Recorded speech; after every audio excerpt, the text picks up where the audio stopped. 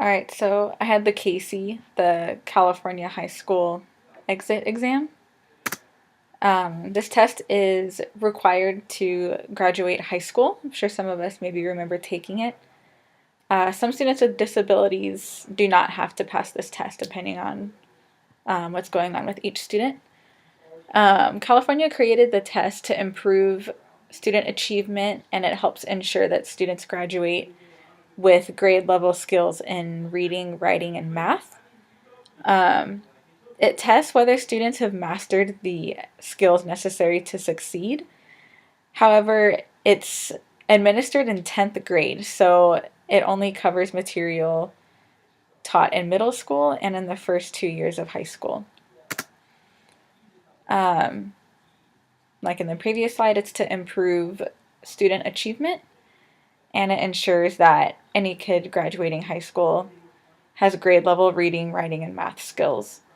It also helps the schools identify the students that still need help with those skills if they're not passing the test.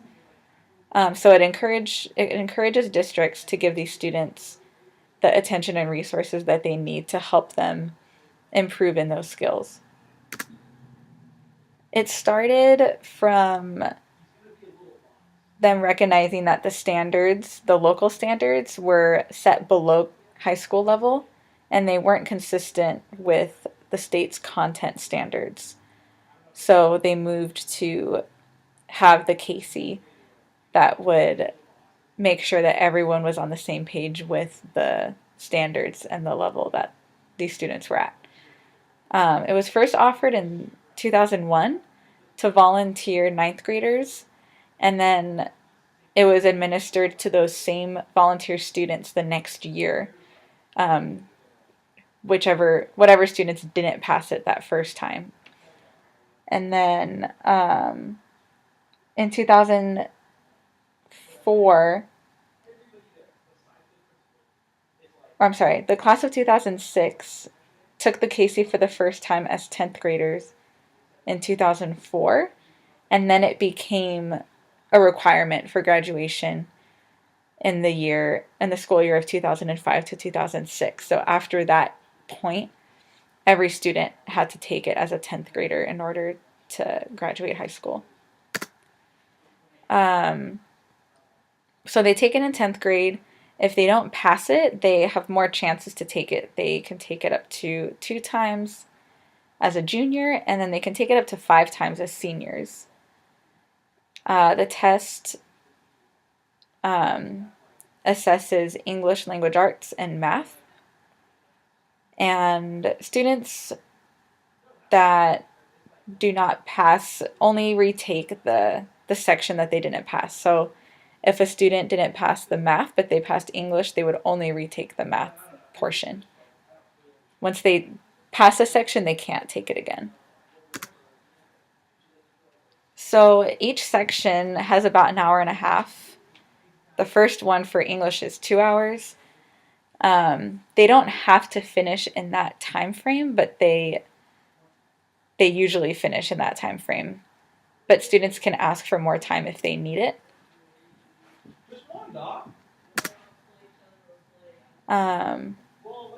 The math section is pretty much all middle school standards. So it's 80 multiple choice questions.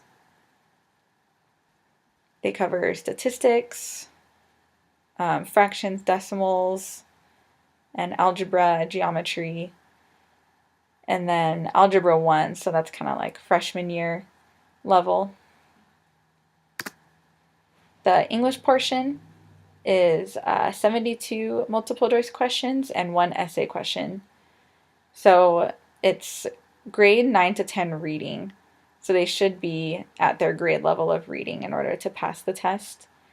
And it asks them reading comprehension questions, literary response, and writing strategy questions. The testing room needs to have good lighting, comfortable temperature, and most importantly, free from noise and interruptions. The test examiner should put on a do not disturb sign on the door and make sure that all students are working independently. And there shouldn't be any kind of interruption. So only interruptions if there's some kind of emergency. They shouldn't have any cell phones out. If they catch any students with a cell phone, they will be asked to leave the test. And they ask that you remove or cover information on any kind of bulletin boards that can be used to help the students with the test. So administrators that are going to give the test, they have to be trained. So they have a pretty lengthy manual that they have to go through, and they have to watch training videos. And there should be one test proctor for every 25 students in a testing room.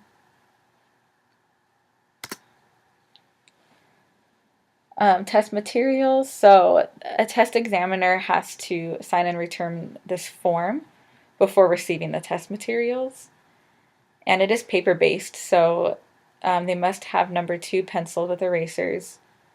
Students are asked to bring the pencils. They can't use anything else on the answer documents.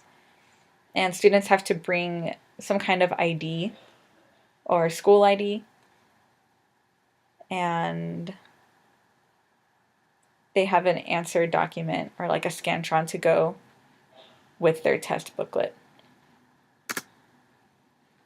So it is untimed, like I said before. Students can have more time if they need it.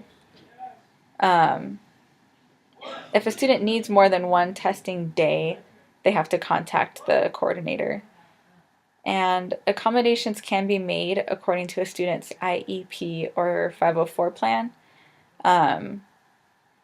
So they can provide the test in a student's original language if they're not proficient enough in English to take it, or if they need the directions read to them, or if they need, if they have a physical need, they accommodate that.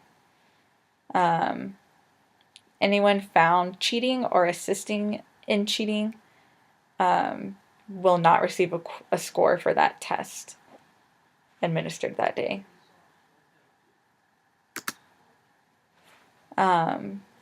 So statewide, about 94% of seniors pass the test.